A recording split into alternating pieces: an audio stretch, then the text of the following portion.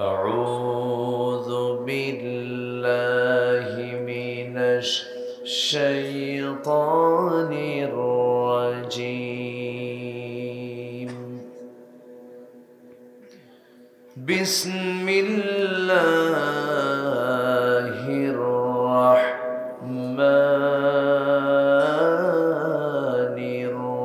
الرحيم إن الله وملائكته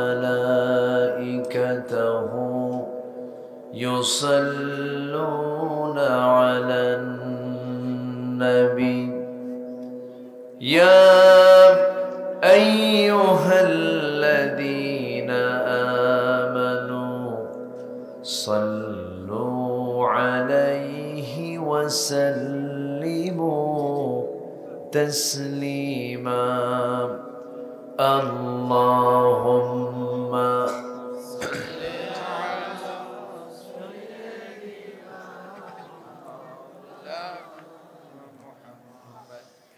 وعلى آل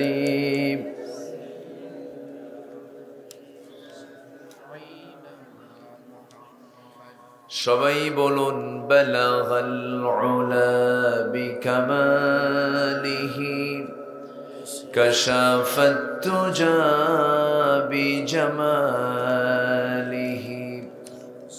হাসনাত জামিউ খিসালিহি সাল্লু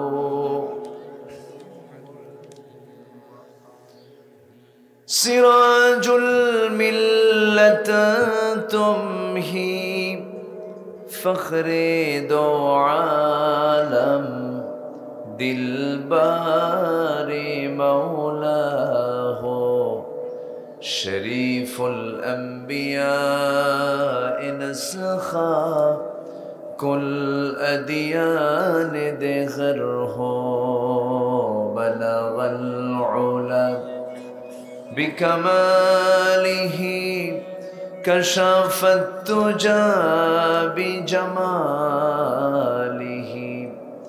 حسنت جميع خصاله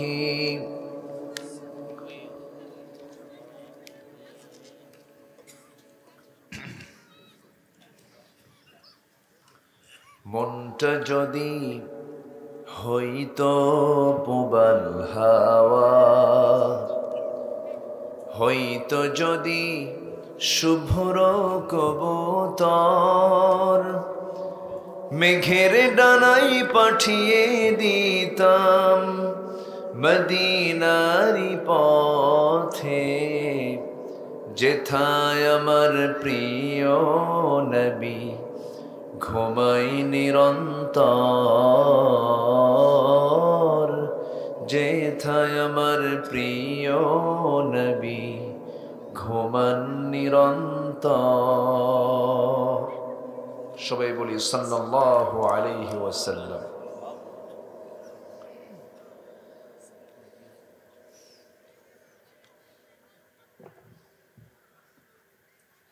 যশোর জেলার যশোর অঞ্চলের খুলনা অঞ্চলের ঝিনাইদহ জেলার সদর উপজেলার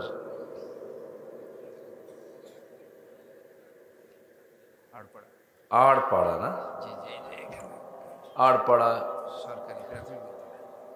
মাহফিল ইন্তেজামি কমিটি কর্তৃক আয়োজিত 3 দিন ব্যাপী তাফসীরুল কোরআন মাহফিলের সমাপনী দিবসের সম্মানিত সুযোগ্য সভাপতি আরপাড়া পুরাতন জামে মসজিদের সম্মানিত খতিব হাফিজ বাইজিদ হোসেন, আজকের মাহফিলের সম্মানিত প্রধান অতিথি বিশিষ্ট রাজনীতিবিদ জনাব অ্যাডভোকেট মুন্সি কামাল আজাদ পান্নু, আমার আগ দিয়ে আমার পূর্বে কথা বলেছেন নন্দিত আলেম দ্বীন বিশিষ্ট ইসলামী চিন্তাবিদ, আমার স্নেহধন্য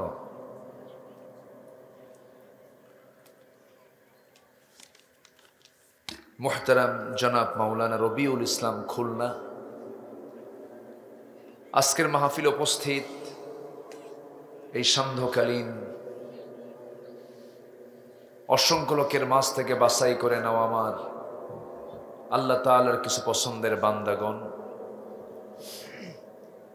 এবং আড়ালে বসে আছেন শ্রদ্ধেয়া সম্মানিতা মা বোনেরা, আলোচনার সূচনায় আনুষ্ঠানিকতার মধ্য দিয়ে আমার পক্ষ থেকে আবারও দিল খোলা সালাম, আসসালামু আলাইকুম ওয়া রাহমাতুল্লাহি ওয়া বারাকাতুহু। ওয়া আলাইকুমুস সালাম ওয়া রাহমাতুল্লাহি।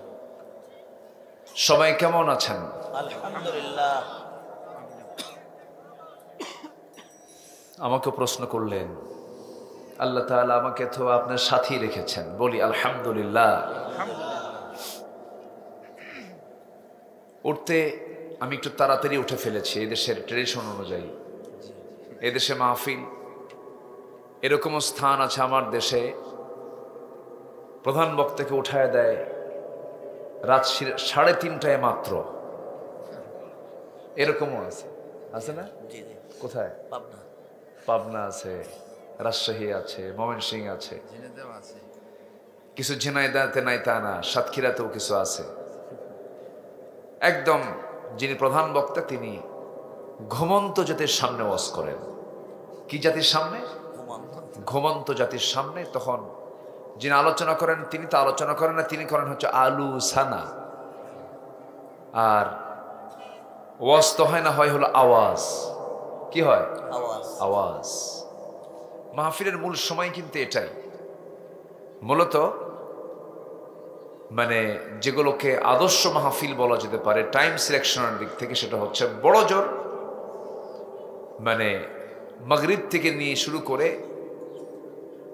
8টা থেকে 9টা এর মধ্যে যদি কোনো মাহফিল শেষ করা যায়, তাহলে ওই মাহফিল মানে সার্বিকভাবে সার্বিক দিক থেকে একটি স্ট্যান্ডার্ড এবং অনুকরণীয় অনুসরণীয় একটা আদর্শ মাহফিল বলা যেতে পারে।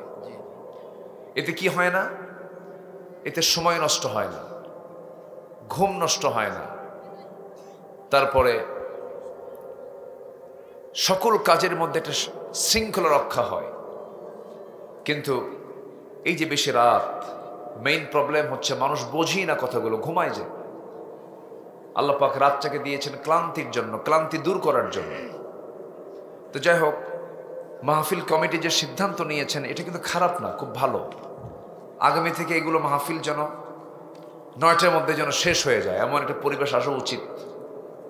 আমার কাছে এটা মনে হয় ম্যাক্সিমাম 12টা 1টার দিকে মাহফিল শেষ করে ফজর নামাজ তো হয় না, কঠিন হয়ে পড়ে ফজর নামাজ।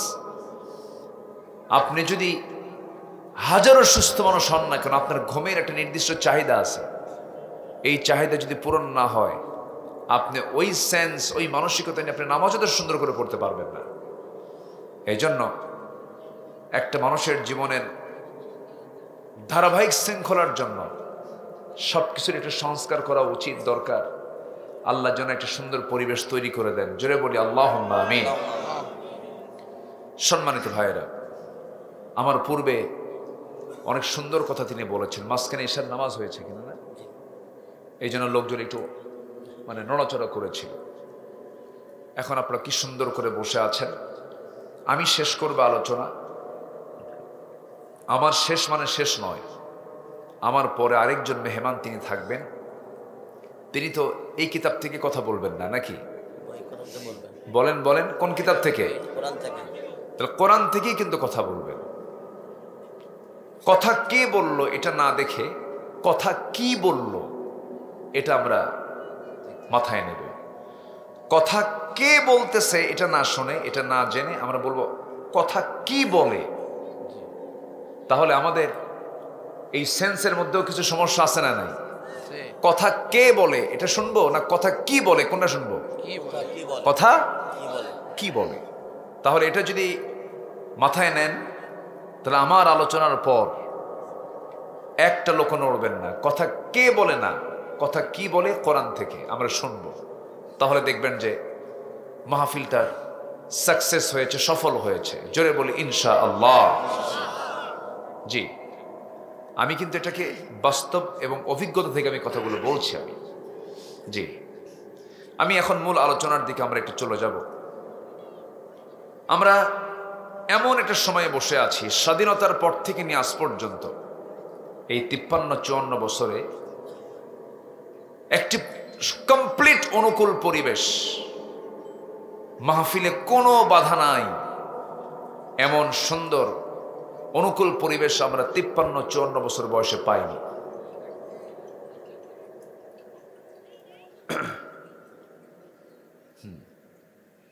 কই ওটার মালিক কোথায়? আপনি কি মালিক ওটা? কিছু কয় না তো। আপনি মালিক তো দেন, ভাইব্রেশন দিয়ে দেন অথবা রিংটোন অফ করে দেন। এতক্ষণ আগে কি করছেন?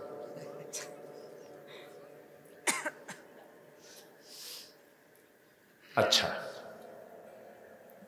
আরেকটা শুরু করছে এখানে আবার। ছোট্ট বাচ্চা আপনার হাতে টাকা দিয়ে চলে যাবে, ছোট্ট কই? বাচ্চা আসছে। মোবাইলের তো কোনো গ্যারান্টি নাই, ও রাত 3টার দিকেও ফোন দেয়। জি, কে? ওরে এত ছোট বাচ্চা, মাশাআল্লাহ, মাশাআল্লাহ। এই তো অনেকগুলো দিয়ে গেল না? ওর বাপ কে? না না আপনি, মাশাআল্লাহ। তার হাত দিয়ে কিছু দান করায় দিল। আল্লাহ তুমি তাকে সাইয়েদনা ওসমান বানায় দাও। আমিন। জোরে বলে আমিন। দানের মহাজন ছিলেন হলো ওসমান জিন্নুরাইন। কোন সংকট হলে রাসূল বলতেন জামাই এদিকে আসো, এটা লাগবে সমাধান করো। শুধু বলতে দেরি নবীজির, ওসমান জিন্নুরাইন বাস্তবায়ন করতেন।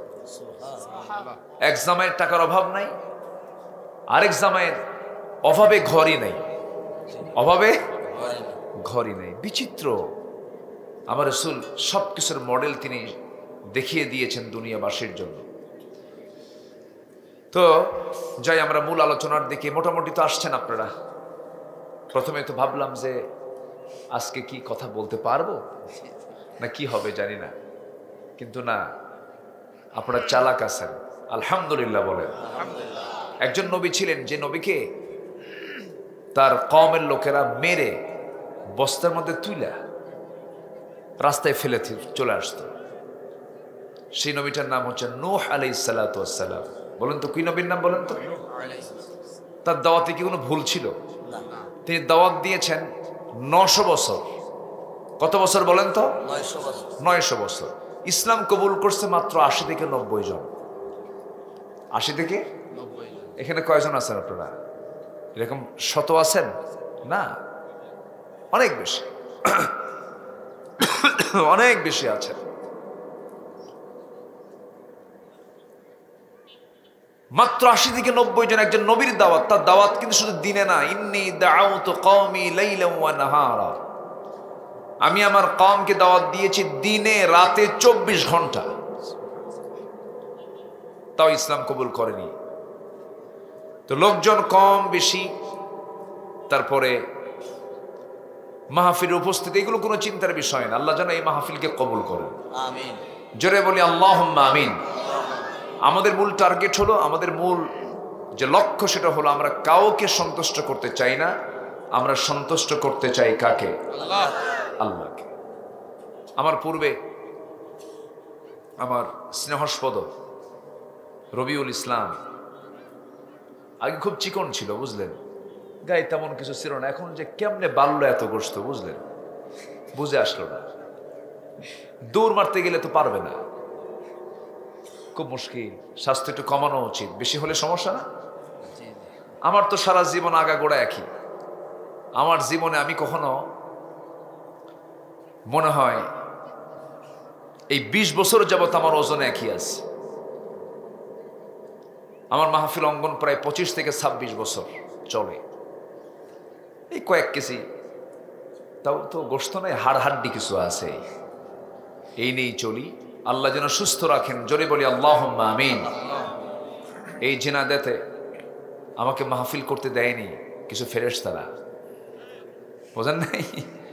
কত কি করেছে ওরা, চোখ তুলে নিয়েছে, হাত কেটে নিয়েছে, অনেক কিছুই করেছে, অনেক হুমকি ধামকি দিয়েছে। তো ফেরেশতারা কই এখন? আছে? কই ফেরেশতারা আছে? দেখা যায়? দেখা যায় না। দেখা যায় না, ফেরেশতাকেও দেখা যায় না, এদেরকেও দেখা যায়। এদের ফেরেশতা কইছে, ফেরেশতা দেখা যায় তো ফেরেশতা দেখা যায় না, এদেরকেও দেখা যায় না, তাহলে এরা কি? আরেক ফেরেশতা, অ্যাঞ্জেল। বিশাল ব্যাপার। তারা এত কল্যাণ করলো, এত কিছু করলো, জাতির এত উপকার করলো, কিন্তু উপকারের ঠেলায় ওরাই নাই। সম্মানিত ভাইয়েরা, সবকিছু চলে, জুলুমতন্ত্র দিয়ে কোনোদিন শাসনতন্ত্র চলে না। জুলুমতন্ত্র দিয়ে শাসনতন্ত্র চলে না। আমার নবীজি এমন রাষ্ট্র গড়েছিলেন যে রাষ্ট্রের একটা উটকে পর্যন্ত রাসূল খবর রাখতেন, উটের খাবার ঠিক মতো দেয় কিনা। মানুষ তো আছে। আল্লাহু আকবার। সহিহ হাদিস। আমার নবীজি উটের সামনে দাঁড়ায় গেছেন, উট চোখের পানি ফেলে ফেলে কান্দে। নবীর সামনে সে নবীর সামনে যখন কেঁদে ফেলতেছে, রাসূল তার মাথায় হাত দিলেন, কান্না থেমে গেল। রাসূল বলছেন, উট কাঁদিস কেন? উট কথা বলে। রাসূলকে বুঝায় দে, আমার মালিক আমাকে না খায়া রাখে, পানি দেয় না, খাবার দেয় না। আমার নবীজি বললেন, মার রাব্বু হাদাল জামাল, এই উটের মালিকটাকে, তাকে আমার সামনে জরুরি তলব করো। ডাকা হলো। রাসূল বললেন, তুমি কি উটের মালিক নাকি? হ্যাঁ। উট আমার কাছে নালিশ করেছে, তুমি নাকি খাবার দাও না, ওকে নাকি না খেয়ে রাখো। তুমি কি জানো এই রাষ্ট্রে একটা উটও না খেয়ে থাকতে পারবে না? সুবহানাল্লাহ বলবেন না? জুলুম কেন করো? কেন জুলুম করো? এই জুলুম শাহীরা 16 বছর শুধু জুলুম করেনি, অত্যাচারের স্টিম রোলার তারা চালিয়েছিল। ওরা করেছে অপকর্ম, জেল খেটেছে আলেম ওলামা, ঠিক কিনা? সব দায় তারা আলেমদের কাঁধে দিতে চেয়েছিল। কিছু হলেই রাজাকার ট্যাগ লাগায় দিত। আল্লাহ পাক বললেন, থাম, তো রাজাকার শব্দটি ব্র্যান্ড বানায় দেবো, যা। আমি কে, তুমি কে, কি হয়নি? ব্র্যান্ড হয়ে গেছে না? এটা ব্র্যান্ড শব্দটাকে আল্লাহ পাক ব্র্যান্ড বানায় দিয়েছেন। যা, এত শব্দ বলিস কেন? এটা শেষ পর্যন্ত এই স্লোগানটাই বিজয়ী হলো 36 জুলাইয়ের মধ্য দিয়ে। কত জুলাইয়ের মধ্য দিয়ে? 36 জুলাই। যুবকরা তো, সন্তানরা তো, ওরা খুব স্মার্ট। তো আমি তো ভাবছিলাম যে এরা বিড়ি খায়, তারপরে ইয়াবা, বাবা, ফেন্সিডিল, ডিভাইস, মনে হয় শেষ হয়ে গেছে, এদের মধ্যে আর কিছু নাই, এরা শেষ। জাতে মাতাল, তালে ঠিক, ঠিক কিনা? জায়গা মতো চলে গেছে, জায়গা মতো চলে গেছে। টাইম দিয়েছে 45 মিনিটস, গো আউট। ঠিক আছে না? মাত্র 35 মিনিট, তাড়াতাড়ি বের হও। আমরা না খেয়ে আসি, দুপুরে গিয়ে তোমার জন্য বরাদ্দকৃত রান্না আমরা গিয়ে লাঞ্চ করব। লাঞ্চ করে নাই? করেছে। যুবকরা তোমরাই পারবে, তোমরা দেখিয়ে দিয়েছ। মাহফিলে যুবকরাই বেশি। তো মাহফিলে এখন সব যুবকরাই আসে, খুব ভালো ইতিবাচক দিক এটা। যে কোনো মাহফিলে গেলে যুবকরা ঘিরে ধরে আমাদের। আগে এটা ছিল না, আজ থেকে 15-16 বছর আগে এটা ছিল না, খুব কম ছিল। তোমরা পারবে অনেক কিছু করতে, চেঞ্জ করতে পারবে তোমরা। শুধু শর্ত আছে একটা, সেটা হলো আদর্শ কাউকে মানা যাবে না, আদর্শ একজনকে মানতে হবে, তিনি হচ্ছেন মুহাম্মদ সাল্লাল্লাহু আলাইহি ওয়াসাল্লাম। আল্লাহ রাব্বুল আলামিন বলেন, লাকাদ কানা লাকুম ফি রাসূলিল্লাহি উসওয়াতুন হাসানাতুন লিমান কানা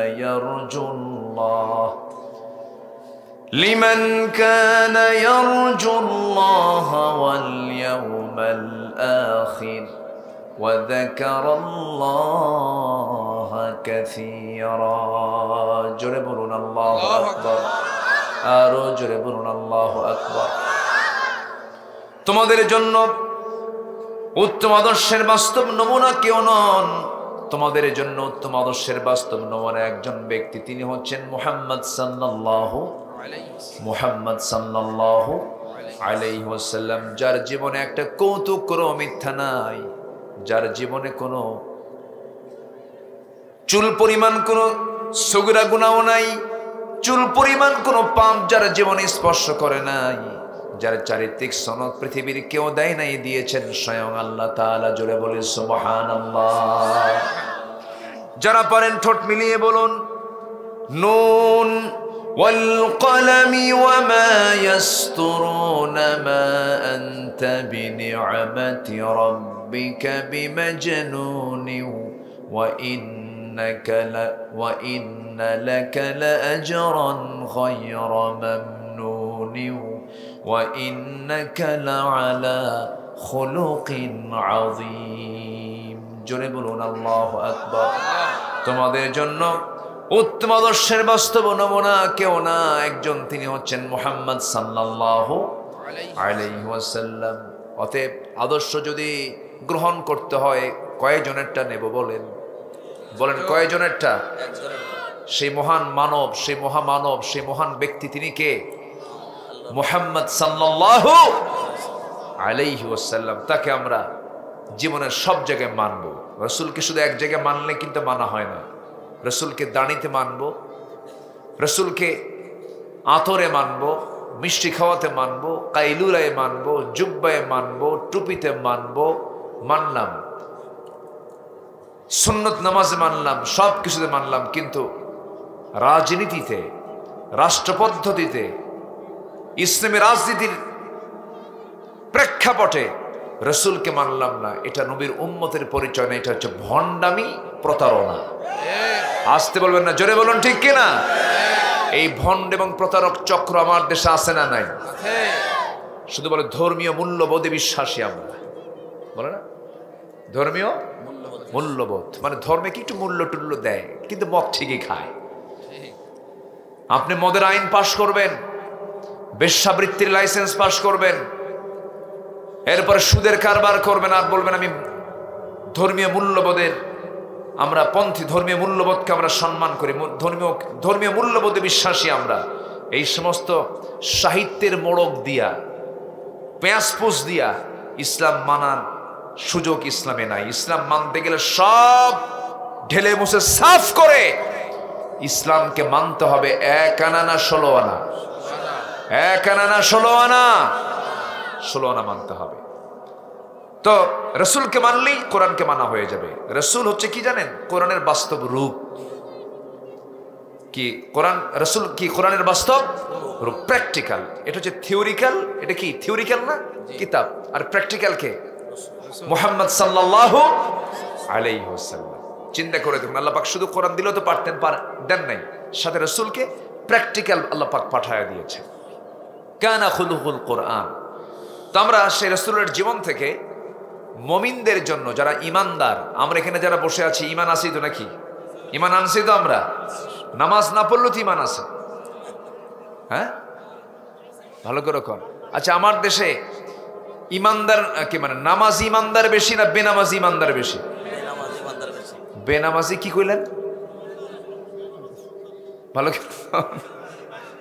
আচ্ছা, নামাজি ইমানদার বেশি না বেনামাজি ইমানদার বেশি? বেনামাজি ইমানদার কয় না। আচ্ছা, হ্যাঁ, এখানে প্রশ্ন আছে, আমি কিছু বলবো না, আপনারাই ফতোয়া দেন। আল ফারকু বাইনাল মুমিন ওয়াল কাফির তারকুস সালাহ। কাফের আর মুমিনের মধ্যে পার্থক্য সৃষ্টি করে হলো নামাজ। কাফের পড়ে না, ইমানদার নামাজ পড়ে। অবলীলায় নামাজগুলোকে আমরা ধ্বংস করছি, নষ্ট করছি। তার শাস্তি কি ভয়াবহ, একটু পরে আসবো। নামাজ না পড়লে কি শাস্তি আল্লাহ দিবেন। আল্লাহর কাছে বান্দার পক্ষ থেকে সবচেয়ে বড় অপরাধ 1 নম্বর হলো কি? ছেড়ে দেওয়া, নামাজ ছেড়ে দেওয়া। আমি যদি এখানে প্রশ্ন করি নামাজ মাগরিবের আসরের কয়জন পড়েছেন, হাত কিন্তু সবার উঠবে না। হাত কি সবার উঠবে? উঠবে না। অনেকে বলে হুজুর ওয়াজ মজা লাগে, কিন্তু ওজুর পানি ঠান্ডা। ওজুর পানি কি ঠান্ডা? সম্ভব না। এটা খুব বেকায়দা না। আমরা আপনি বিছানা থেকে আপনি মসজিদে যেতে পারেন না। আপনি কোন স্বপ্ন নিয়ে আপনি জান্নাতে ঢুকতে চান? কি কথা বোঝেন না আপনি? আপনি বিছানা থেকে আপনি নামাজ পড়তে যান না মসজিদে, নামাজ পড়তে পারেন না, বিছানায় শুয়ে থাকেন, আপনি জান্নাতে যাবেন কেমনে? কোন প্রত্যাশা যাবেন আপনি? কি কি কথা কি বোঝা গেল? কথা কি বোঝা যায়? আমার চেষ্টা এমন যে ঘুমের ঠেলায় মসজিদ পাই না আমি, আর আমি জান্নাত তালাশ করি। কত বড় বেহায়া আমরা! কি কথা কি কি রাগ করতেছেন? রাগ করতেছেন নাকি? ধমক দিয়ে বলতেছি কথা, কথা শুধু আপনি শুনতেছেন না তো, এই যে গোটা দুনিয়া হয়ে যাচ্ছে। কি বডি! কিছু ছেলে পেলে আছে না, দেখেন না, একটু বডি ভালো তো, একটু মাসল টাসল ভালো, মোটামুটি 6 ইঞ্চি 72 ইঞ্চি 78 ইঞ্চি লম্বা, 6.5 ফিট, রাস্তায় যখন হাঁটে বুঝায় আমি একখান মাল। ফজর নাই, তোমার ওই বডি দিয়ে লাভটা কি? তোমার ওই বডি দিয়ে লাভটা কি? তোমার ফজর নাই, জোহর নাই, আসর নাই, তোমার ওই সুন্দর চেহারা দিয়ে লাভটা কি? কোনো মূল্য নাই। মূল্য হবে তখন যখন হবে কয় ওয়াক্ত নামাজ। সবাইকে পড়তে রাজি আছেন? মায়েরা মুখে মেকআপ লাগায়, মেকআপ নষ্ট হবে, এর জন্য জোহর নামাজ শেষ, আসর শেষ, মাগরিবও শেষ। মেকআপ, বিয়ের অনুষ্ঠানে গেছে, বিউটি পার্লার থেকে 4000 টাকা দিয়ে মেকআপ করেছে, মানে মুখে আটা ময়দা লাগাইছে। কি লাগাইছে? আটা ময়দা। নামাজ শেষ। নখে লিপস্টিক লাগায়, কি না, কি নেইল পলিশ লাগায়, কি লাগায়? নেইল পলিশ লাগায় যে মহিলা, তার নামাজ তো হবেই না। এটার জন্য চরম জাহান্নামের ভয়াবহ অবস্থা তার জন্য বিরাজ করবে। ওযুই তো হবে না, ওযু না হলে কি জাহান্নাম না? ওযু না ছাড়া কি নামাজ হয়? তাহলে নেইল পলিশ লাগানো হালাল না হারাম? আরো জোরে, আরো জোরে, আরো জোরে, আরো জোরে। মায়েরা শোনে, শুনতেছে? সারা বছর বোরকা পড়ে, ঈদের দিন আর বিয়ের দিন বোরকা ছাড়ে। কোন দিন বোরকা পরা দরকার বেশি বলেন তো? বলেন বলেন বলেন, কোন দিন? সারা বছর বোরকা পড়ে, বোরকা ছাড়ে ঈদের দিন আর বিয়ের দিন। বিয়ের দিন বোরকা ছাড়ে কেন? বিয়ে বাড়ি, বহু লোকজন আসবে, আনাগোনা হবে, এলাহি কাণ্ড। এখন বাবার বাড়ির দেওয়া সোনা গহনা, পেটা পেটা হাতে, গলায়, কত সোনার গহনা আছে কানে, তো এইগুলো এতগুলো সোনা যে আমার আছে, তো জাতি দেখতে হবে তো। পইরা এ দেখে, এই যে আমার আছে না, এরকম আছে না? নাই? মনে হয় খুব রাগ, মানে রাগের কথা বলতেছে মনে হয়। কি বলা দরকার আছে কিনা? হ্যাঁ, না রাগ করা যাবে না। আমার মা, একটু মনোযোগ দিয়ে কথাগুলো শুনুন। আমি ব্যালেন্স করছি, পিছনে মহিলা আর আপনারা সামনে বসে আছেন, সবাই শুনবেন কথাগুলো। সময় খুব কম তো, আমি যখন তখন হয়তো শেষ করে দেব, কারণ সময় খুব অল্প। আমি চাইছিলাম মাগরিব পরে উঠতে, ঠেলে এখন চলে আসলো কেমনে বুঝলাম না। হচ্ছে না, মেয়েদের জায়গা হচ্ছে না। মেয়েদের জায়গা হবে না তো, মেয়েরা বেশি, লেডিস ফার্স্ট। মেয়েরা সবসময় বেশি থাকে, ওরা মাহফিলও বেশি, মার্কেটও বেশি, ঠিক আছে না? সব দিকে ফার্স্ট। আল্লাহ তুমি মা বোনদেরকে দিনের জন্য কবুল করো, জোরে বলি আমিন। একটু কান লাগান, মনোযোগ দিয়ে শুনি আমরা। তাহলে আমরা আদর্শ নেব কয় ব্যক্তি থেকে? মুহাম্মদ সাল্লাল্লাহু আলাইহি ওয়াসাল্লাম। কি ব্যক্তি তিনি ছিলেন! আল্লাহু আকবার। আমার বন্ধুগণ, সূরাতুল আহজাবের 21 নম্বর আয়াত আমি তেলাওয়াত করেছি। লাকাদ কানা লাকুম ফি রাসূলিল্লাহি উসওয়াতুন হাসানাহ। আমার বন্ধুগণ, আদর্শ কারো মানা যাবে না। জাতীয়তাবাদী চেতনা বলেন, সমাজতান্ত্রিক চেতনা বলেন, ধর্মনিরপেক্ষ চেতনা বলেন, কোন চেতনাকে বিশ্বাস করা যাবে না। আমার একটাই আদর্শ, তিনি হচ্ছেন কেউ নন, মুহাম্মদ সাল্লাল্লাহু আলাইহি ওয়াসাল্লাম। তার থেকে আমরা যদি কোনো অনুকরণে আদর্শ নিতে চাই, 15টা আদর্শ আজকে শিখে যাব। কয়টা আদর্শ বলেন? 15টা আদর্শ। 15 মিনিট আমি শেষ করার চেষ্টা করব, একটু কান লাগাবেন। আল্লাহ রাব্বুল আলামিন রাসূলকে যে আদর্শগুলো দিয়েছেন, এর মধ্যে 1 নম্বর আদর্শ হলো রাসূল ছিলেন একজন শ্রেষ্ঠ দায়ী ছিলেন। তিনি মানুষকে দাওয়াত দিয়েছেন, সবাইকে দাওয়াত দিয়েছেন কার পথে? আমরা দাওয়াত দেওয়া শিখবো, জোরে বলি ইনশাআল্লাহ। কিসের দাওয়াত দেব? কার দিকে বলেন? নামাজের দিকে, আল্লাহর দিকে, দ্বীনের দিকে, জোরে বলি ইনশাআল্লাহ। আর কিছু কিছু লোক আছে দোকানে বসে বিড়ির দাওয়াত দেয়, বিড়ির দাওয়াত। এ লাগা, বিড়ি লাগা, কি আছে না নাই? এই যে আসতে নিয়ে দেখলাম তো এখানে মেলা বসছে না, আমার নজর গেছে ওই দিকে, দেখি তো কি করে, বিড়ি খাচ্ছে বসে বসে। তাহলে মাহফিল উপলক্ষে কি খাওয়া হচ্ছে ওখানে? বিড়ি খাচ্ছে। হাই রে বিড়ির টান, শীতকালে কমে না বাড়ে? বাড়ে।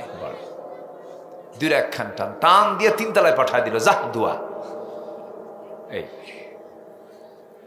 ওনার মনে হয় ধারণা হলো দুনিয়াটা বিড়ি খাওয়ার জায়গা, কিন্তু দুনিয়া তো বিড়ি খাওয়ার জায়গা নয়, গাঁজা খাওয়ার জায়গা নয়। এখানে কাজের জায়গা, কাজ করলে যত বেশি কাজ করব আখিরাতে তত বড় পুরস্কার পেয়ে যাব আমরা। 1 নম্বর কাজ হলো আমার নবীজির জীবনের মানুষকে দাওয়াত দেওয়া, উত্তম পন্থায় দাওয়াত দেওয়া। রাসূল আল্লাহ রাব্বুল আলামিন বলছেন, উদউ ইলা সাবিলি রাব্বিকা বিল হিকমাতি ওয়াল মাউইযাতিল হাসানাহ ওয়াজাদিলহুম বিল্লাতী হিয়া আহসান ইন্না রাব্বাকা হুয়া আ'লামু বিমান দাল্লা আন সাবিলিহি ওয়া হুয়া আ'লামু বিল মুহতাদিন। জোরে বলুন আল্লাহু আকবার। সূরাতুন নাহল আয়াত নাম্বার 125। আল্লাহ পাক তার রাসূলকে দাওয়াত দেওয়ার জন্য নির্দেশ দিয়েছেন। আমারও দায়িত্ব দাওয়াত দেওয়া, একে অপরকে দায়িত্ব দেওয়া। তবে সবার আগে দাওয়াত হবে বাইরে না ভিতরে? ভিতরে বউকে স্বামী দাওয়াত দেবে, আবার স্বামী বউকে দাওয়াত দেবে। স্বামীটা খারাপ, বউ সুন্দর করে বুঝাবে, আবার বউটা খারাপ, স্বামী সুন্দর করে বুঝাবে। সন্তানগুলো কথা শোনে না, তাদেরকে সুন্দর করে বুঝায় দেবে। এই দাওয়াতি কাজ করেছেন প্রথমেই মুহাম্মদ সাল্লাল্লাহু আলাইহি ওয়াসাল্লাম। আমার নবীজি জাবেলে নূর থেকে বের হয়ে যখন কোরআন নামক কিতাবটা নাজিল হলো তার উপরে, প্রথম 5টা আয়াতের ওহী, 5টা আয়াত যখন নাজিল হলো, সেই সূরাটার নাম হলো সূরাতুল আলাক। সূরাতুল আলাক। আলাক মানে কি বলেন? ঝুলন্ত। হ্যাঁ, ফাইন। এই কথা কে বললো? মাশাআল্লাহ, আধুনিক ব্যাখ্যা এটা। ঝুলন্ত আলাক, এটাকে শতাব্দীর পর শতাব্দী গবেষণা করে কেউ বের করতে পারেনি।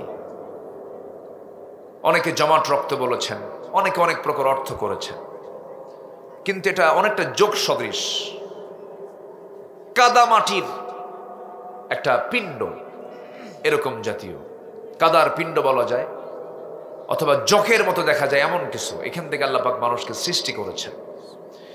এটা একটা পুরোটা সায়েন্স, এটা এমব্রায়োলজি, ভ্রূণতত্ত্ব। প্রথম ওহীটা নাজিল করেছেন আল্লাহ পাক, যার মধ্যে রেখেছেন সায়েন্সের ব্যাখ্যা, ভ্রূণতত্ত্বের কথা বলেছেন। আল্লাহু আকবার বলেন। তাহলে বলুন তো, কোরআন কি শুধু ধর্মীয় কিতাব? না, সব আছে। প্রথম ওহীটাই হলো ভ্রূণতত্ত্বের উপর।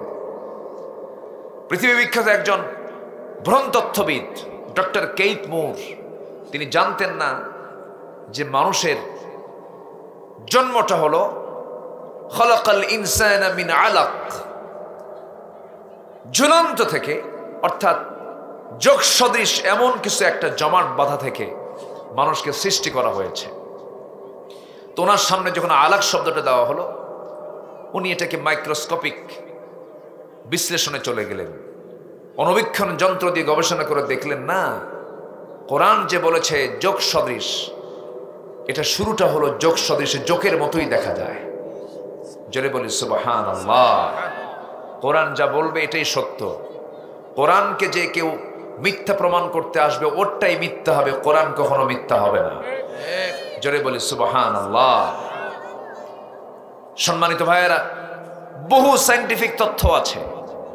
এই আকাশ নিয়ে বহু কথা কোরআন আল্লাহ পাক বলে দিয়েছেন। সময় অল্প, তো সব দিক থেকে একটু একটু করে আমি বলছি। সম্মানিত ভাইয়েরা, তাহলে আমরা দাওয়াত দেব রাসূলের অনুকরণে, আদর্শ মেনে। 1 নম্বর হলো মানুষকে দাওয়াত দেব। কাকে দাওয়াত দেব বলেন তো? কার পথে? আল্লাহর পথে।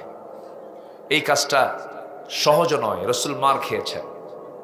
রাসূলকে একদিন রুকুর ভিতরে উতবা, সাইবা, মুগিরা সব মিলে উটের পচা নারী ভুরি নবীর পিঠের উপরে চাপায় দিয়েছে। আমার নবীজি পচা নারী ভুরি নিয়ে জমিনে মুখ থুবড়ে পড়ে গেলেন। আমার নবীজির কলিজার টুকরা মেয়ে ফাতিমা এই দৃশ্য দেখে দৌড় মেরে এসে নবীর পিঠ থেকে সরায় দিয়ে কোনো মতো সেখান থেকে নিয়ে চলে আসলেন। আমার নবীজি বললেন, ও ফাতিমা, তুমি কি বলতে চাও? আব্বা লানত করুন। আমার নবীজি কখনো লানত করতেন না, কিন্তু সেই দিন বুখারীর বর্ণনা, সেই দিন তিনি 7 জন কাফেরের নাম ধরে, এর মধ্যে আবু জেহেলও ছিল, আমার রাসূল 7 জনের নাম ধরে আল্লাহ পাকের দরবারে তিনি বদদোয়া করেছিলেন, লানতের বদদোয়া করেছিলেন। যে 7 জনের নাম নিয়েছেন সবগুলো বদর যুদ্ধের দিন সবগুলো দুনিয়া থেকে বিদায় হয়ে বদর কূপের মধ্যে তাদেরকে ফেলে দেওয়া হয়। আমার ভাইয়েরা, দাওয়াতি কাজ হচ্ছে 1 নাম্বার 2 হলো সাহসী হব আমরা। আমার নবীজি ভীরু ছিলেন না সাহসী ছিলেন? আসতে বলেন না, ভীরু ছিলেন না সাহসী ছিলেন? আমরাও সাহসী হব, জোরে বলি ইনশাআল্লাহ। ফাসদা বিমা তু'মারু ওয়া আ'রিদ আনিল মুশরিকিন। হে রাসূল, আপনি কাউকে পরোয়া করবেন না, আপনি তাদেরকে প্রকাশ্যে শোনায় দেন, মুশরিকদেরকে এড়িয়ে চলুন আর দোয়া করুন, রব্বানা আফরিগ আলাইনা সাবরান ওয়া সাব্বিত আকদামানা ফানসুরনা আলাল কওমিল কাফিরিন।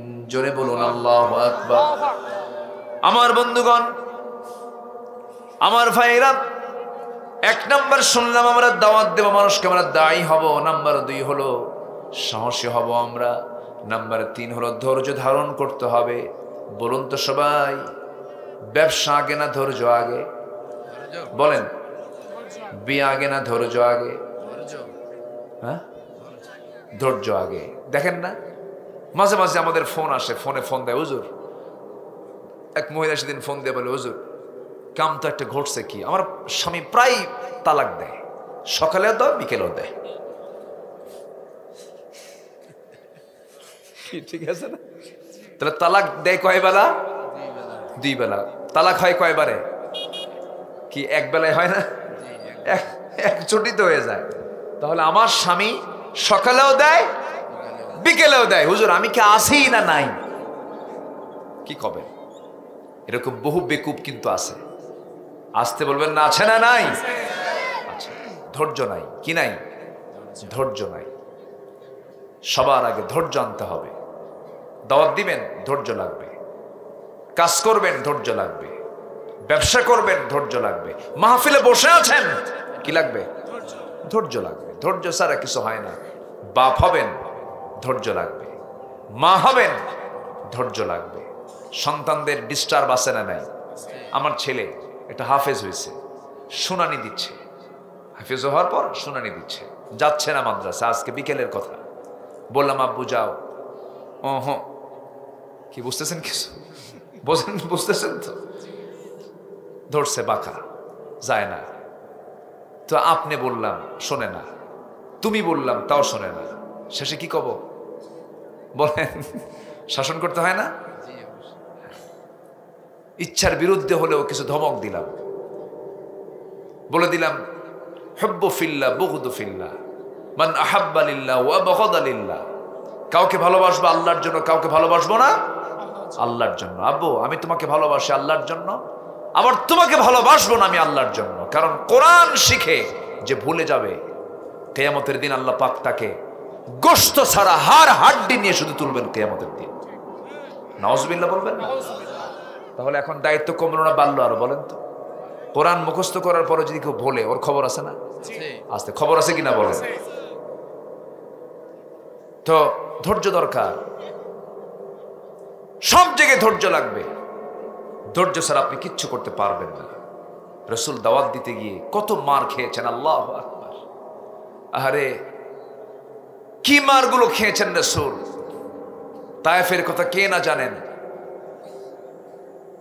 13টা বছর শুধু মায়েরই খাইছেন, মাথা থেকে পা পর্যন্ত শুধু দাগ, শুধু দাগ।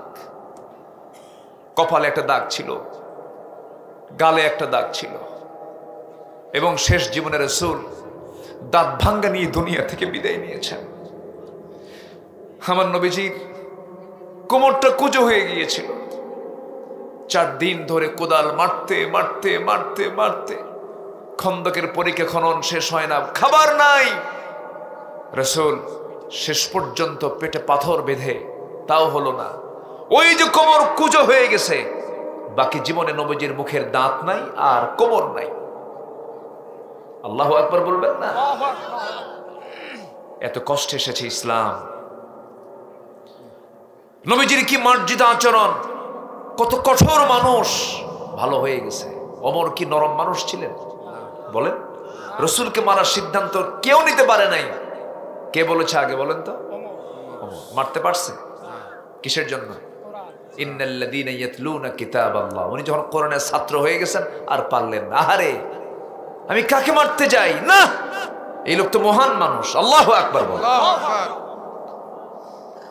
সম্মানিত ভাইয়েরা, আমার নবীর সামনে এক সাহাবী কান্দে, চোখের পানি ফেলে ফেলে কাঁদতেছে।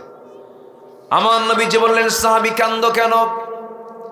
সাহাবী বলেন, হুজুর আমি কাঁদতাম না, কিন্তু আমার দিলটা ইসলাম গ্রহণের পর নরম হয়ে গেছে, এখন আমি কাঁদি।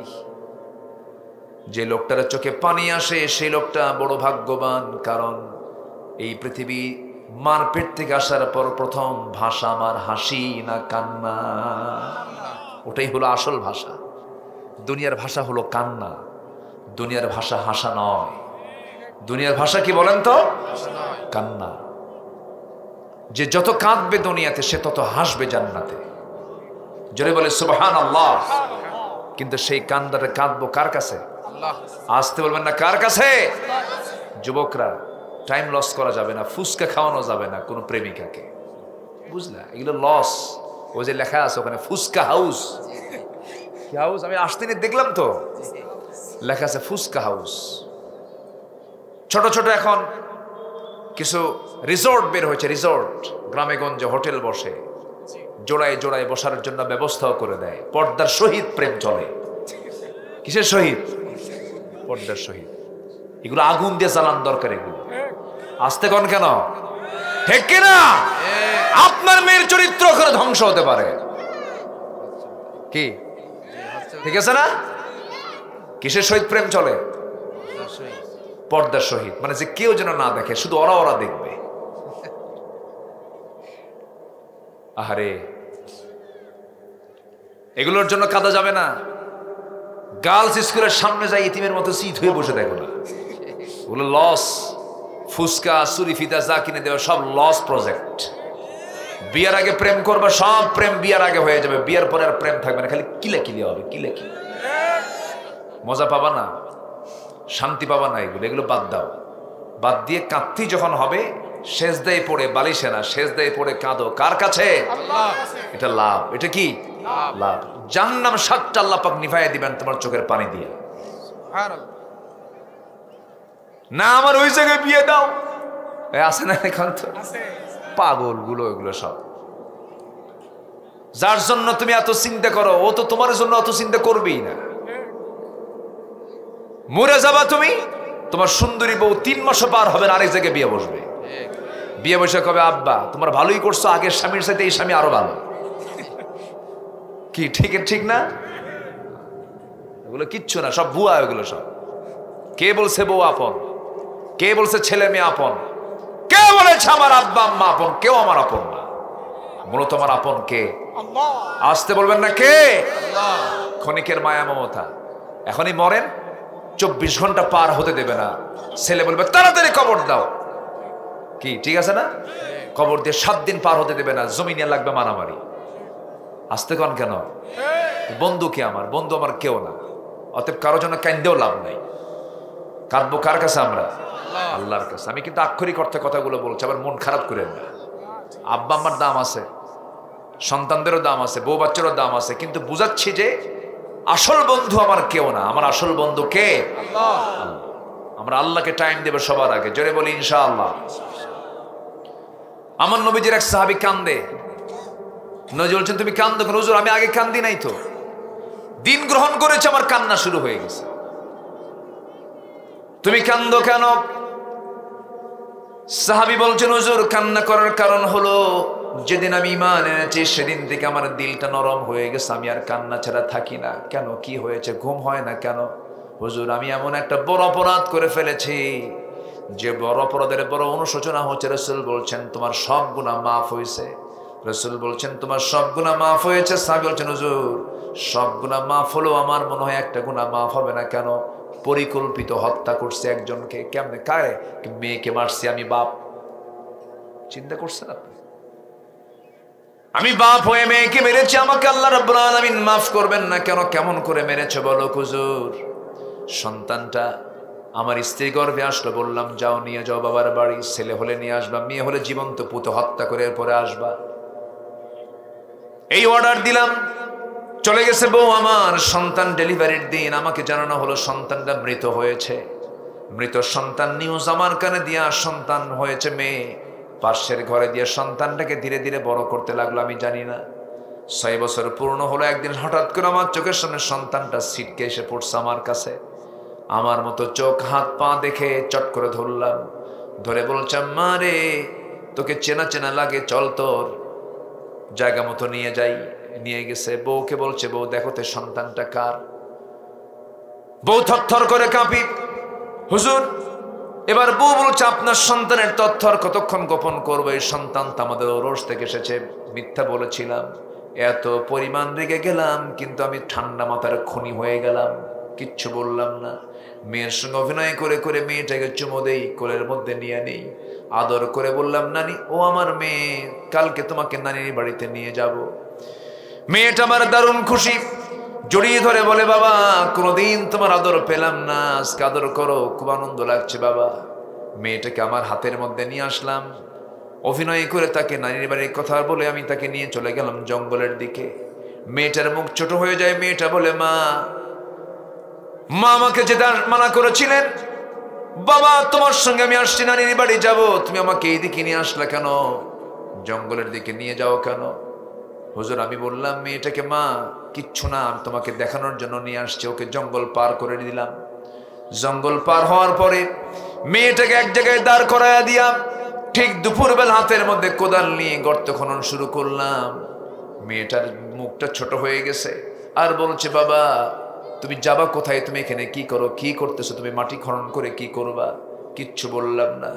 হুজুর আমি গর্ত খনন করি, দুপুরবেলা প্রচন্ড গরম, আমার তখন দাড়ি ছিল, সেই দাড়ির মধ্যে সিটকে এসে কোদাল মারতে নিয়ে সিটকে এসে ধুলাগুলো বালুগুলো মাটিগুলো আমার দাড়ির মধ্যে ঢুকে যায়। আর আমার মেয়েটা 5টা আঙ্গুল দিয়ে, ছোট ছোট আঙ্গুল দিয়ে খিলাল করে করে সেই ময়লাগুলো সাফ করে দেয়।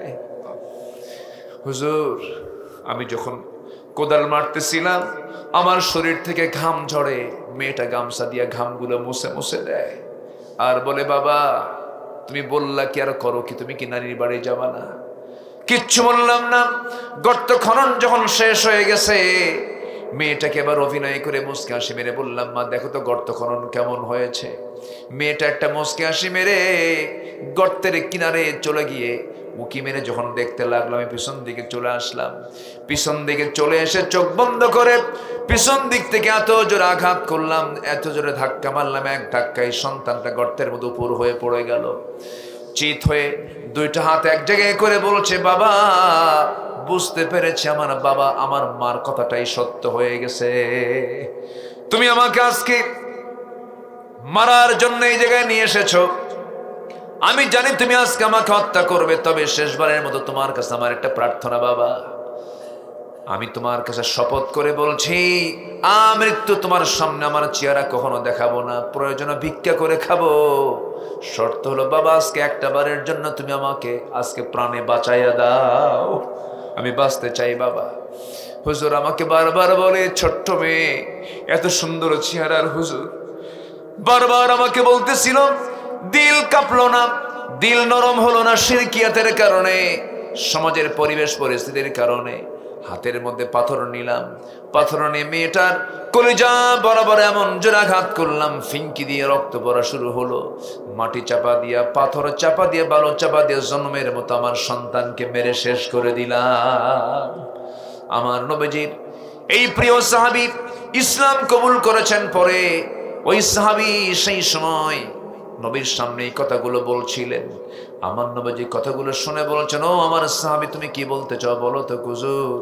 আমার মনে হয় সব গুনাহ মাফ হলেও এই সন্তান হত্যার খুন, এই গুনাহ আমার কখনো মাফ হবে না। আমার নবীজি সঙ্গে সঙ্গে সেই সাহাবীকে জড়িয়ে ধরে বলছেন, সাহাবী রে, ও আমার সাহাবী, আল্লাহর এমন দয়া, আমার আল্লাহর এমন করুণা, তুমি যে এই গুনাহটা করেছো, এই গুনাহ দিন গ্রহণের কারণে আল্লাহ রাব্বুল আলামিন তোমার জীবন থেকে সাফ করে দিয়েছে। আমার বন্ধুগণ, আমার ভাইরা, এমন অসভ্য জাতিকে যদি ভালো করতে পারেন অন্য কিছু দিয়ে নয়, একমাত্র কি দিয়া? আসতে বলবেন না, কি দিয়া? আমাদের সামনে কোরআনও আছে, হাদিসও আছে। এই দুটাকে সামনে রেখে আমরা চলবো, আমাদের কিসমত ভালো হয়ে যাবে, আমাদের জান্নাতের রাস্তা ক্লিয়ার হয়ে যাবে। আল্লাহ কবুল করুন, আল্লাহ কবুল করুন। সব নেতৃত্ব আমরা বাদ দেব। যে নেতৃত্বে নামাজ নাই, যে নেতৃত্বে কোরআন নাই, যে নেতৃত্বে ইসলাম নাই, যে নেতৃত্বে ইসলাম কায়েমের কোনো কথা নাই, যে নেতা নামাজের কথা বলে না, যে নেতা দ্বীনের কথা বলে না, যে নেতা দুনিয়ার কথা বলে, আখিরাতের বক্তব্য দেয় না, ওই নেতৃস্থানীয় ব্যক্তিবর্গকে আমার মানার কোনো ঠেকা পড়ে নাই। ওই সমস্ত নেতৃত্বের মুখে আমরা জুতা মারি, থুতু মারি। সম্মানিত ভাইয়েরা, সব দেখেছি আমরা, সব দেখা শেষ।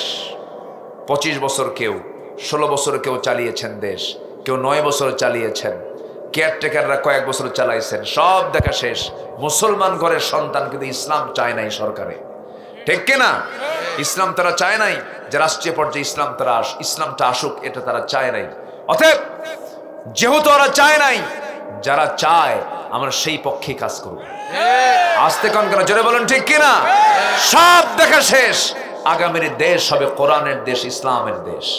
রাজি আছেন কারা কারা? হাত উঁচু করে দেখান।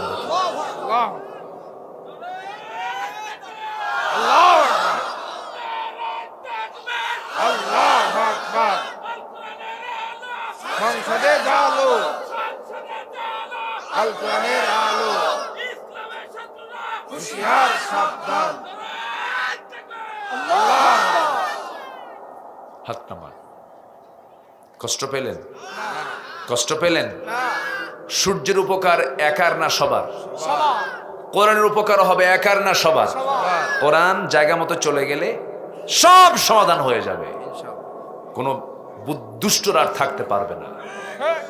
খাইছিল খুব বেশি, খাইছে তো পেট হজম হয়ে বদ হজম হয়ে গেছে, পালায় মারছে দৌড়, ঠিক কিনা? একটা প্রাণী আছে মশা, কি নাম? কম। মশা যদি বেশি খায় ওর হায়াত কমে না বাড়ে? বাড়ে। মশা যত বেশি রক্ত খাবে তার হায়াত বাড়বে না কমবে? কমবে। আল্লাহ পাক মশার উদাহরণ কোরআনে দেন নাই? সূরা বাকারার 26 নম্বর আয়াত, 26 নম্বর আয়াত আল্লাহ পাক মশার দৃষ্টান্ত দিয়েছেন। কাফেররা কয় তোমার আল্লাহর কাজ নাই কাম নাই, মশার উদাহরণ কোরআনে দেওয়া লাগে। মশা কি ছোটখাটো কোনো বিষয় না? আচ্ছা বলেন তো, আমরা কি মশার ভয়ে আমরা মশারি টাঙ্গাই না মশারি মশারি টাঙ্গায়? বলেন, ভয়টা করে কে? মশা করে না আমরা করি? হ্যাঁ, তাহলে উদাহরণ কি ঠিক আছে না? আল্লাহ মশার উদাহরণ দিয়েছেন, এমনি দেন নাই। এর মধ্যে আবার চিকুনগুনিয়া, তারপরে কি আরো ডেঙ্গু। ডেঙ্গু হওয়া মানে পঙ্গু, ডেঙ্গু পঙ্গু। এক মশা, মশা সাধারণ কোনো বিষয়। ইন্নাল্লাহা লা ইস্তাহি আন ইয়াদরিবা মাসালান মা বাউদাতান ফামা ফাওকাহা। এবং এর মধ্যে আসছে ইউদিল্লু বিহি কাসীরাও ওয়া ইয়াহদি বিহি কাসীরা। কাফেররা কয় কি লাভের মধ্যে, কি উদাহরণের মধ্যে দিছে? মশা, 4টা শিক্ষা আছে মশা থেকে। আল্লাহ যা বলেছেন কোরআনে একটা অপ্রাসঙ্গিক নয়, একটা অতিরঞ্জিত বক্তব্য নয়। আল্লাহু আকবার বলেন। মাকড়সা নামে একটা সূরা আছে, আছে না? মাকড়সা দেখেন না? সবার বাড়িতে মাকড়সা আছে না? কোথায় থাকে? কোনায় কোনায়, ঘরের কোনায় থাকে। ওর সংসারটা খুব অশান্তি সংসার, বুঝলেন? মাকড়সার সংসারে কোনো শান্তি নাই, স্বামী বউ খালি ক্যাসাল লাগে। সায়েন্স বলতেছে এটা, আল্লাহ বলতেছে যারা আল্লাহ ছাড়া অন্য কাউকে অভিভাবক বানায় ওদের অবস্থাটা হচ্ছে মাকড়সার সংসারের মতো। মাকড়সার স্বামী স্ত্রী যখন যৌন মিলনে যখন মিলিত হয়, স্বামী স্ত্রী, ইন্টারকোর্স কমপ্লিট। এরপর স্ত্রী মশার শারীরিক কিছু চাহিদার প্রয়োজন হয়, খাদ্যের প্রয়োজন হয়, ভিটামিনের প্রয়োজন হয়। এই ভিটামিনের শূন্যতা পূরণ করার জন্য, খাদ্যের শূন্যতা পূরণ করার জন্য স্ত্রী মক্রসা স্বামী মক্রসাকে কামড় মেরে মেরে ফেলে, খেয়ে ফেলে। আমার কথা কি বুঝতেছেন? যে সংসারে স্ত্রী তার স্বামীকে মেরে ফেলে, খুব সুখের সংসার তো, সুখের সংসার। যারা আল্লাহকে ছাড়া অন্য কাউকে মুরব্বী বানায়, অভিভাবক বানায়, আল্লাহ পাক বলেছেন তাদের জীবনটা হচ্ছে মাকড়সার সংসারের মতো। কি উদাহরণ আল্লাহ পাক দিয়েছেন। মশা 4টা শিক্ষা। নাম্বার 1, মশা খায়, যদি বেশি খায় মরণ তার আগে না পড়ে। 16 বছর যারা ছিল দেশে, খাইছে কম না বেশি? নাই। আছে আছে আছে, খাইয়াও তো লাভ হলো না। শেষে দাড়ি কাইটা বাঁচার চেষ্টা করছে, তাও তো হয় নাই। মাথার চুল কালো বানাইছে, হয় নাই। পায়জামা খুলে লুঙ্গি পড়ছে, পাঞ্জাবি খুলে গেঞ্জি পড়ছে, তাও কাম হয় নাই। টেনে হেসরে জেলখানায় ঢুকায় দিয়েছে। যা, ওরা আলেমদেরকে ন্যাংটা করতে চেয়েছিল, ওরা ন্যাংটা হয়ে গেছে, ঠিক কিনা? ওরা অনেক কিছু করেছে। নাম্বার 2, মশা যে কামড়ায়, পুরুষ মশা কামড়ায় না মহিলা মশা কামড়ায়? আস্তে আস্তে। মহিলা মশা কম, মহিলারা কইলে তো সমস্যা। হ্যাঁ, মহিলা মশা কামড়ায়, মহিলা রা না। ওটা তো হেড অফিস। এই যারা স্বামী আছেন, বউকে ভয় করেন না? যে কইছেন না, ও তো বিয়ে করেন না, চুপ করে বসে। বিয়ে তো করো নাই, বুঝবা কি? বউকে ভয় করে না এমন কোন স্বামী নাই দুনিয়াতে। ভয় করতেই হয়। সংসার করতে গেলে দুজন দুজনকে ভয় করে, উপায় নাই তো। বউয়ের সামনে আপনার ক্ষমতা আছে অন্য কোনো মহিলার দিকে চেয়ে থাকা? ক্ষমতা আছে? ছায়া থাকলে সংসার হবে? শুধু যদি 30 সেকেন্ড ছায়া থাকে না, আর যদি স্বামী বউ যদি টের পায়, সারাদিন কিচ্ছু কবে না। সন্ধ্যার পরে শুধু যদি বলেন, সুইটি 1 কাপ চা নিয়ে আস, থাও তোমার সুইটি, ছায়া থাকো আরেক দিকে। কি কথা বোঝেন না আপনি? সবাই ভয় করে। জি, কষ্ট পাচ্ছেন নাকি আপনারা?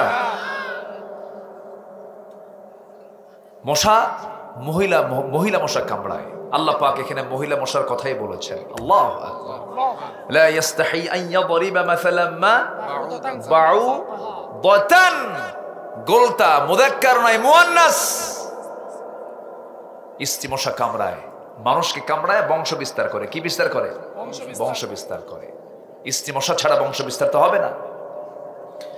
আমার বন্ধুগণ, নাম্বার 3 হলো, নাম্বার 1 বলে দিলাম, বেশি খায় মরে আগে, স্ত্রী মশা কামড়ায়। আর যে মশাটা কামড়ানো নাম্বার 3 হলো, সেই মশাটা যে কামড়ায় আমি আপনি টের পাই না। যখন কোনো মশা কোনো চামড়ার উপরে পড়ে, অজ্ঞান করাকে ওটাকে কি বলে মেডিকেল ভাষায়? স্টেনশিয়া কয় না, নাকি কি যেন বলে না, এরকম একটা শব্দ। হ্যাঁ হ্যাঁ, এই ডাক্তার নাই কেউ? আচ্ছা, অবশ করো। অবশ তো ঠিক আছে, এটার একটা ইংরেজি পরিভাষা আছে। হ্যাঁ, আচ্ছা, ওই যেটুকু জায়গায় সে হুল ফুটাবে, ওই জায়গায় সে আগে মেডিসিন দেয়। তুই সলিমুদ্দিন টের পাবি কেমনে? তোর আগে খায়া ভালো না। আল্লাহু আকবার বলবেন না? চতুর্দিকে অবশ করে, অপারেশনের যেন অবশ করে, ওরকম অবশ করে এরপরে হুল ফুটায় দেয়, খায়। আমার বন্ধুগণ, শীতের রাতে শুয়ে পড়েছেন, গোটা ঘর তালাশ করে দেখলেন একটা মশাও নাই, কিন্তু আপনি ঘুমিয়ে পড়েছেন। লাইটটা বন্ধ করা মাত্রই কিছু মশা চলে আসছে কানের কাছে, এসে সারে গামা পাধা নিশা, কি ঠিক আছে না, শুরু হয়ে গেছে, ভনভন শুরু হয়েছে। এই যে মাছি, এই যে মশাটা যে ভনভন করছে, তার পাখাটা নড়াচ্ছে। সায়েন্স বলতেছে প্রতি সেকেন্ডে মশা তার পাখা ঝাপটাই হলো 500 থেকে 600 বার। পৃথিবীতে কোনো উন্নত মেশিন আজ পর্যন্ত এরকম মেশিন তৈরি হয়নি যে এত দ্রুত কোনো কিছু নড়তে পারে। আল্লাহু আকবার বলে। মশা সর্বশেষ হলো, মশার কামড় খায়া মরছে, মাথার মধ্যে ঢুকছিল মশা। কার? বলেন কার? সম্মানিত ভাইয়েরা, আমরা যেখানেই চলি না কেন আমরা হুকুম মেনে চলবো কার? সবাইকে 5 ওয়াক্ত নামাজ পড়তে রাজি আছেন? একটু হাত তুলে দেখান তো দেখি, জোরে বলি ইয়া আল্লাহ। আমাদেরকে 5 ওয়াক্ত সালাত আদায় করার তৌফিক তুমি আল্লাহ দিয়া দাও। জোরে বলি আমিন, আরো জোরে আমিন। হাত নামান। বাড়িতে মা বোনদের পর্দার দরকার আছে না নাই? হ্যাঁ, একজন স্ত্রী যদি, একজন মহিলা যদি ভালো হয়, 4 পুরুষ ভালো হয়ে যায়। কয় পুরুষ? স্বামী ভালো হয়, ভাই ভালো হয়, ছেলে ভালো হয়, বাবা ভালো হয়ে যায়। এই জন্য মেয়ে ভালো হওয়া বেশি জরুরি। মেয়েরা ভালো হলে, ওনারা তো প্রোডাকশন ম্যানেজার, বাচ্চাটাও ভালো হয়ে যায়। আল্লাহ কবুল করুন, জোরে বলি আমিন। জি, আমার নবীর অনুকরণীয় 15টা আদর্শের কথা বলছিলাম। 1 নম্বরে দাওয়াত, নাম্বার 2 সাহসিকতা, নাম্বার 3 হলো ধৈর্য ধারণ, নাম্বার 4 হলো পরিবারের প্রতি দায়িত্বশীলতা, পরিবারকে আমরা দাওয়াতি কাজ করব। নাম্বার 5 হলো আমানতদারিতা, নাম্বার 6 হলো ন্যায় বিচার, নাম্বার 7 হলো এতিম সহ প্রতিবেশীর সবার হক আদায় করা, নাম্বার 8 হলো আল্লাহর বিধানের প্রতি শর্তহীন আনুগত্য করা, নাম্বার 9 হলো আল্লাহর জন্য দিনের কাজে কঠিন পরিস্থিতিতে সবর ধরা, ধৈর্য ধারণ করা। ফাসবির আলা মা ইয়াকুলুন। আমার বন্ধুগণ, নাম্বার 10 হলো ইমানের পথে অবিচল থাকা। ইমান এনেছি, ইমান টানা সহজ, কিন্তু টিকে থাকা কঠিন। হাজারো ঝড় ঝাপটা আসুক না কেন, ইমান থেকে আমরা কখনো এক চুল পরিমাণ নড়ব না। রাজি আছেন তো সবাই? নাম্বার 11 হলো আল্লাহর প্রতি তাওয়াক্কুল করা। এই যে 5 আগস্ট এসেছে, কোনো গোয়েন্দা রিপোর্ট নাই, কেউ জানতোই না এই অবস্থা সৃষ্টি হবে। সমস্ত কিছু রিপোর্টের ঊর্ধ্বে রেখে বিজয়টা দিয়েছেন তিনি আমার কে। আমার ভরসা করব কার উপরে? আসতে বলবেন না, কার উপরে? আল্লাহর। ওয়াতাওয়াক্কাল আলাল্লাহ কাফা বিল্লাহি ওয়াকিলা ওয়া মান ইয়াতাওয়াক্কাল আলাল্লাহ ফাহুয়া হাসবুহ। নাম্বার 12 হলো কাজে কর্মে পরামর্শ করা, একাকী কোনো কাজ না করা। একাকী কাজের মধ্যে ভুল হয়ে যাবে। স্বামী স্ত্রী ছেলে মেয়ে সবাই কিনে পারিবারিক বৈঠক বসবেন মাঝে মাঝে। কোনো কাজ করতে গেলে একাকী কোনো কাজ করবেন না। একা কাজ যেখানে বরকত নাই, সেখানে সম্মিলিত কাজ যেখানে বরকত আছে, সেখানে ওয়ামরুহুম শুরা বাইনাহুম। নাম্বার 13 হলো বিনয়ী হওয়া, ক্ষমাশীল হওয়া। আমি যত বিনয়ী হব, আল্লাহ তত আমার দিকে দয়া করবেন। আমি যত ক্ষমাশীল হব, আল্লাহ আমাকে ক্ষমা করবেন। আল্লাহুম্মা ইন্নাকা আফুউন তুহিব্বুল আফওয়া ফাআফু আন্না ফাবিমা রাহমাতিন মিনাল্লাহি লিনতা লাহুম। আল্লাহু আকবার বলেন। নাম্বার 14 হলো কুফরের প্রতি কঠোর হওয়া। কুফরের সঙ্গে কোনো সম্পর্ক রাখা যাবে না। পরস্পর ইমানদাররা পরস্পর হবে রহম দিল। এই 15টা অনুকরণে আদর্শ যদি কোনো বান্দার জীবনে থেকে যায়, আল্লাহ তার ব্যাপারে সূরা ফুরকানের শেষ দিকে বলছেন, আল্লাহ তাআলা তার ব্যাপারে বলছেন, এই সমস্ত বান্দাগুলোকে আমি আল্লাহ সম্মানজনক ওয়েলকাম করব জান্নাতে। জোরে বলেন সুবহানাল্লাহ। আল্লাহ কবুল করুন, আল্লাহ কবুল করুন। সম্মানিত ভাইয়েরা, আমি আর কথাকে লম্বা করতে পারবো না। আমার পরবর্তী মেহমান আসবেন। কি শুনবো আমরা? কে বলল না কি বলল? বলেন, কি বললেন না কি, মানে কে বলল না কি বলল? কি বলল? কোরআন থেকে। হ্যাঁ, কি বলল? কোরআন থেকে। আমরা এই স্লোগানকে রেখে আমার পরের যিনি মেহমান তিনি আসবেন। আসছেন নাকি? হ্যাঁ জি, আপনার তাড়াতাড়ি নিয়ে আসেন। উনি আলোচনা করবেন। আমি বছরের মতো, এটা হচ্ছে আগামীকালকে ঈদ, নামাজে যাবেন, কিন্তু আপনার পাঞ্জাবি নাই। কিন্তু ঈদের মাঠে শার্ট বানায় না পাঞ্জাবি বানায়? পাঞ্জাবি না, পাঞ্জাবি বানায়। এখন পাঞ্জাবি বানাবেন, সেই টেইলার স্যার সময় নাই, তখন কোথায় যায়? দোকানে যায়, বলে তাড়াতাড়ি রেডিমেড কোনটা হয় ঢুকায় দিয়ে চলে আসলাম। তো এই মাহফিলটা হয়ে গেছে আমার জন্য রেডিমেড মাহফিল। বুঝলেন কি? মানে হঠাৎ করে আমাকে বলছে, হুজুর যাওয়ার পথে আপনি একটু এখানে একটু আপনার তার শিফটটা আনবেন, একটু বসবেন, একটু আলোচনা করবেন। এটা নিয়ে যেন কোনো সমালোচনা না হয়, এটা নিয়ে যেন কোনো কথা না হয় যে হুজুর কেমনে কি করছো কি না। ঠিক আছে, সবই ঠিক আছে। আমি যতটুকু কথা বলেছি, যারা শুরু থেকে শুনেছেন, আমি কিন্তু একটা সাবজেক্ট বলে দিয়েছি। কিন্তু মাহফিলের সারা জীবনে কিছু লোক থাকে, কিছু শ্রোতা থাকে, আসে সবার শেষে, সমালোচনা সবার আগে। আছে না নাই বলেন তো? জি, আমরা যতটুকু বলেছি আমরা বলি আলহামদুলিল্লাহ।